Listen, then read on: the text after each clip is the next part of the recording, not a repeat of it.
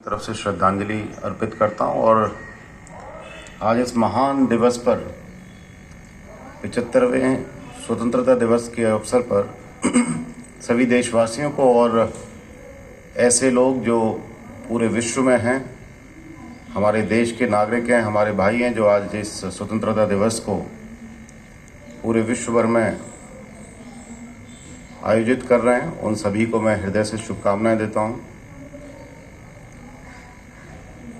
आज का दिन हमारे लिए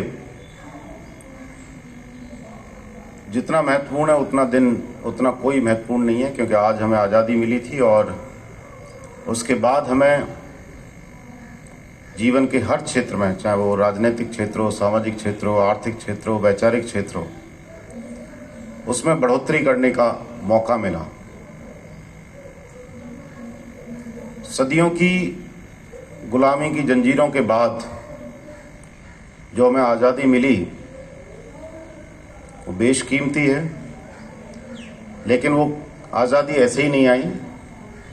लाखों हमारे पूर्वजों ने कष्ट झेले, जेल गए, फांसी पे लटे, अपनी जान दी, उसके बाद ये आज़ादी मिली।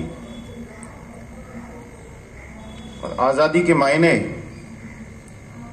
क्या होते हैं ये हम में से ज़्यादातर लोगों को नहीं पता, क्योंकि हम आज़ाद भारत में पैदा हुए हैं।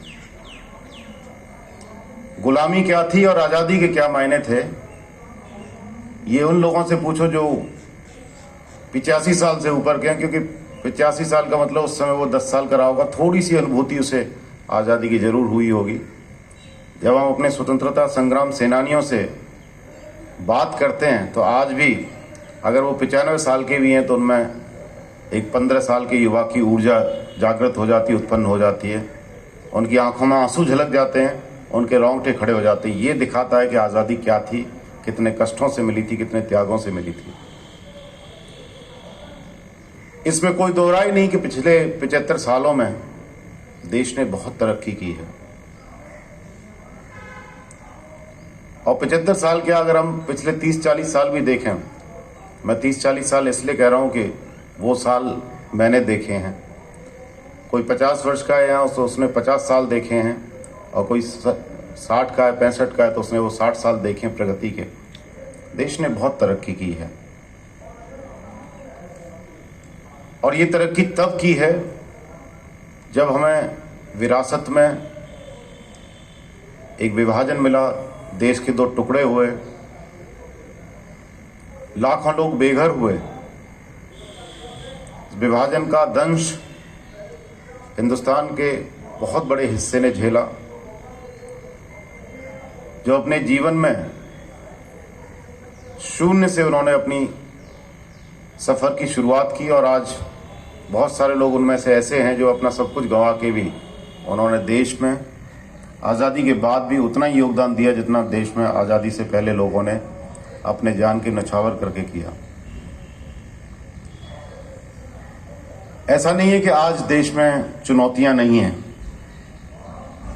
लेकिन इस चुनौतियों को भी हमारे वीर सैनिक, हमारे आंतरिक सुरक्षा बल अपनी जान न्यौछावर करके, रात दिन ड्यूटी करके निभा रहे हैं और उन चुनौतियों से लड़ रहे हैं, निपट रहे हैं और काबू पा रहे हैं। पर इससे भी बड़ी चुनौती इस देश में आज जो है वो है चारित्रिक पतन। जिस प्रकार से देशभक्ति की भावना मात्र कुछ अवसरों पर सिमट के रह गई है, वो सबसे बड़ी चुनौती है। मैंने विश्व के कई देशों का भ्रमण किया, और खासकर दक्षिण कोरिया में मैं जब गया था तो मुझे याद है, मैं किसी से भी पूछता था कि आपकी देश की प्रशासनिक